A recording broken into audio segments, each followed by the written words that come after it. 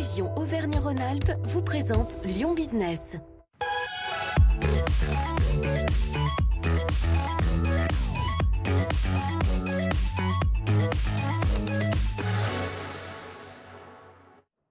Lyon Business, votre rendez-vous consacré aux entreprises comme tous les mardis sur BFM Lyon. Sur ce plateau, Audrey Henrion pour m'accompagner, responsable d'édition au Journal des entreprises. Et cette semaine, nous recevons Camille Auger, adjointe à la ville de Lyon en charge de l'économie, de l'emploi et du commerce. Bonsoir. Bonsoir. Les commerces, justement, demain ce sera le jour J pour la reprise des restaurants, des bars uniquement en terrasse et puis des commerces dits non essentiels. Là, à la ville, vous avez décidé d'accompagner cette reprise, les extensions des terrasses qui seront autorisées pour l'année 2021, les terrasses qui pourront aussi être augmentées de plus de 50%. Et bientôt, il sera aussi possible de demander une terrasse sur les places de stationnement toute l'année. Des décisions que vous avez prises après un travail avec l'UMI. Il a fallu trouver un juste équilibre justement entre commerçants et riverains. Vous pensez que tout est OK pour demain ? Oui, c'est ça. Bonjour, merci pour votre invitation. Effectivement, je crois déjà qu'on est tous impatients de retrouver les terrasses, ces lieux de sociabilité et de rencontres qui nous ont tant manqué tous et toutes pendant ces confinements et ces décisions successives du gouvernement. Aujourd'hui, effectivement, on a travaillé en partenariat avec l'UMI à l'élaboration de cette charte et je tiens vraiment à saluer ce travail partenarial qui a conduit à l'élaboration des modalités de réouverture, donc avec effectivement cette définition des 50% qui nous paraissait être un juste milieu pour préserver à la fois la tranquillité des riverains, effectivement, mais aussi permettre justement le retour des clients sur les terrasses et puis des restaurateurs au contact aussi de ces clients. Je pense qu'ils les attendent toutes et tous. Et puis, je tiens aussi à saluer au passage le travail formidable des services qui sont en train d'instruire toutes ces demandes de terrasses dans des délais records pour justement pouvoir leur permettre d'avoir au plus vite leur terrasse étendue. Alors, pour entrer justement dans le concret, combien, à votre connaissance, de restaurateurs et de bars ont fait cette demande d'extension et combien demain les Lyonnais pourraient-ils avoir comme terrasse disponible sous à condition qu'il fasse beau? Alors aujourd'hui, il y a 836 terrasses précisément 836. Sur stationnement à la ville de Lyon. Il y a eu 400 demandes qui ont été reconduites automatiquement par rapport à l'année dernière, puisque les demandes qui avaient été déposées, sauf petits ajustements, ont pu être reconduits. Et puis il y a 150 dossiers qui sont encore en cours d'instruction par les services. Ouvrir son restaurant pour réaliser 10%, 20% de son chiffre d'affaires, est-ce que vous pensez que c'est tenable? Est-ce que vous pensez que cette nouvelle qui réjouit tout le monde, retrouver nos terrasses et nos restaurants, est si favorable pour les restaurateurs? Est-ce qu'eux, ils vont s'y retrouver financièrement? Alors, ce qui est certain, effectivement, c'est que tout le monde ne réouvrira pas demain. Moi, j'ai été en contact avec des restaurateurs qui m'ont dit qu'ils préféraient attendre le 9 juin. Donc, c'est une mesure qui favorise effectivement les restaurateurs qui ont une terrasse suffisamment grande, d'autant plus qu'il y a une jauge de 50% jusqu'au 9 juin sur les terrasses. Donc, c'est déjà un premier pas. Et encore une fois, on est tous très contents de pouvoir faire ça. Et moi, demain, je serai comme vous sur le terrain toute la journée au contact des restaurateurs. Mais il faut être conscient, évidemment, que tout le monde ne s'y retrouve pas et tout le monde n'ouvrira pas demain. Les terrasses ouvertes toute l'année, c'est une demande de longue date de la part de l'UMI. Vous y donnez un avis favorable. À partir de quand ça sera possible et à quelles conditions?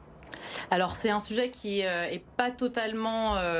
Enfin ça a été arbitré positivement, effectivement ça va être mis en place. Par contre c'est encore en cours d'instruction, donc je suis pas encore tout à fait capable de vous donner les modalités exactes. Mais c'est un engagement qui a été pris. Et vous avez parmi raison. les conditions, il y avait par exemple pas de chauffage pendant l'hiver, des terrasses en bois uniquement.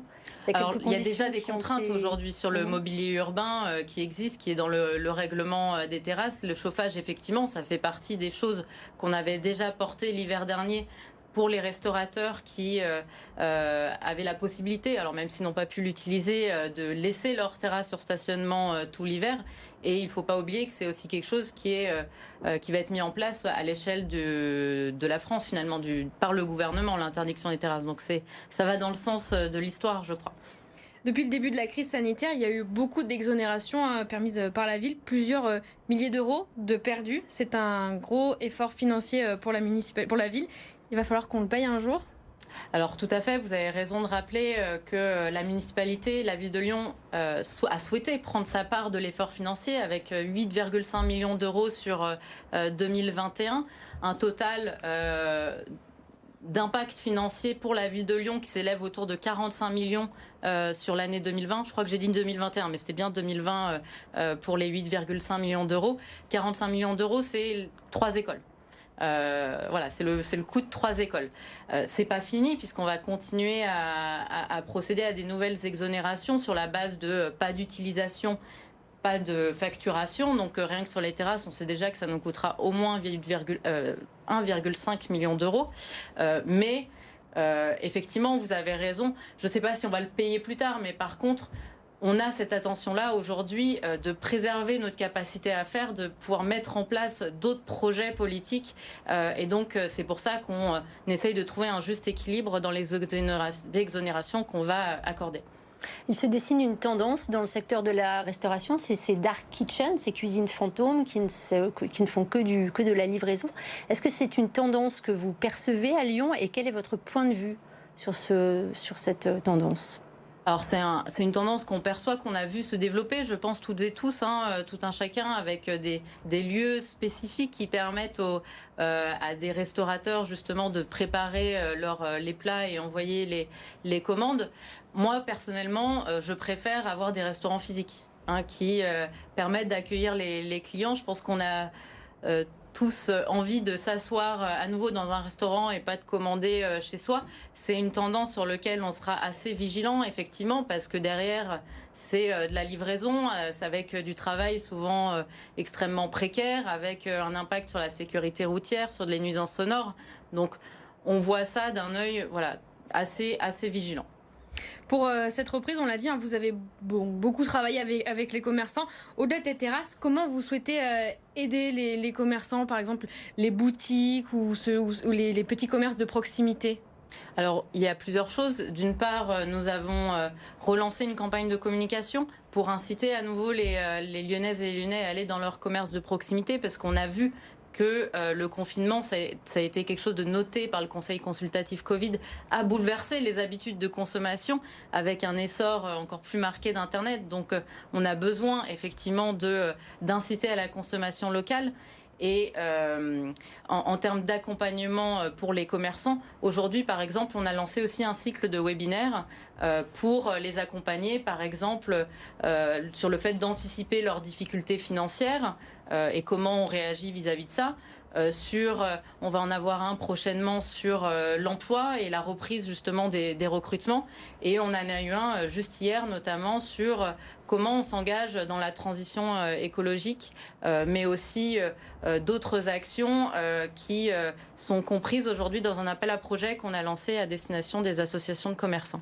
Donc finalement, cette reprise, c'est aussi une occasion pour vous, la nouvelle municipalité, d'imposer votre vision du consommé local.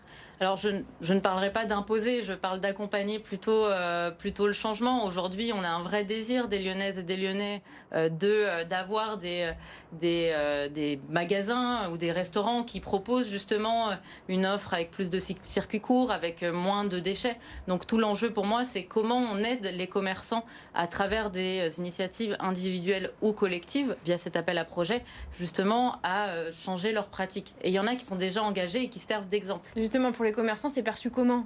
Ça a été bien reçu ? Parce que certains commerçants disent que c'est pas forcément toujours facile de travailler sur ce genre de nouvelles consommations. Alors, il y a une envie, je pense que tout le monde a pris conscience à la fois du changement nécessaire parce que les consommateurs le demandent, aussi parce que la réglementation évolue. Par exemple, sur les vieux-déchets, il y aura bientôt une obligation pour les producteurs de biodéchets, commerces ou restaurateurs de les collecter et de les valoriser par eux-mêmes. Donc il y a cette envie de changement. Maintenant, effectivement, c'est pas toujours simple. Donc notre rôle, c'est vraiment de les accompagner progressivement, parce qu'aujourd'hui, c'est vrai qu'on est dans un contexte un petit peu particulier, avec l'envie déjà de reprendre une vie normale, mais c'est quelque chose qui s'inscrit sur la durée. La gonette, cette monnaie locale qui était mise en place en 2015 à Lyon, est reconnue par le Grand Lyon, qui envisage peut-être éventuellement même de verser des salaires en partie en gonette. Quel est le point de vue de la ville de Lyon ? Est-ce que c'est quelque chose que vous souhaitez encourager ? On sait que ça encourage justement le consommé local, cette monnaie. Tout à fait, vous avez tout à fait raison. Et d'ailleurs, au prochain conseil municipal, dans 2 semaines, nous allons voter l'adhésion de la ville de Lyon à la Gonette. Ce qui implique Alors, ce qui implique pour l'instant d'adhérer simplement et de pouvoir participer justement au conseil, aux différents collèges qui permettent de gouverner la Gonette, puisque la Gonette est une monnaie démocratique. Et ensuite, à l'avenir, effectivement, nous allons engager plusieurs actions, notamment le fait de pouvoir permettre aux élus volontaires de recevoir une partie de leur salaire en Gonette, mais aussi, par exemple, pour un particulier de payer une partie de services publics, des équipements en Gonette. Et ça, c'est un travail qui verra le jour fin 2021, début 2022. Dernière question, Camille Augier, rapidement. Des grandes enseignes qui veulent s'étendre à Lyon. On parle évidemment du KFC, à la Guillotière, à la ville qui va s'opposer au projet. C'est parce que vous avez d'autres ambitions qu'un fast-food pour ce quartier-là? On peut encore se permettre d'empêcher ces grandes enseignes de venir à Lyon? Alors, j'ai envie de dire, il y a plusieurs choses. Tout d'abord, on est sur un quartier assez spécifique. Sur le périmètre du KFC, on a 17 fast-food dans les 150 mètres autour et un McDonald's juste à côté.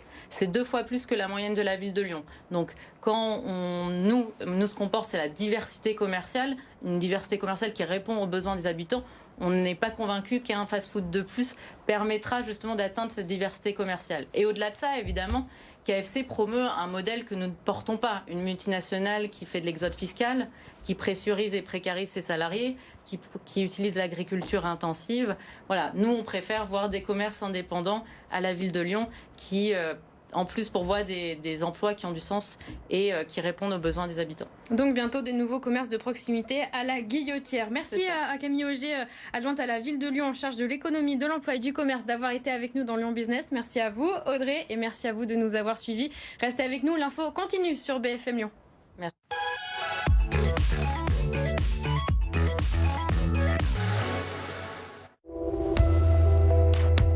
La région Auvergne-Rhône-Alpes vous a présenté Lyon Business.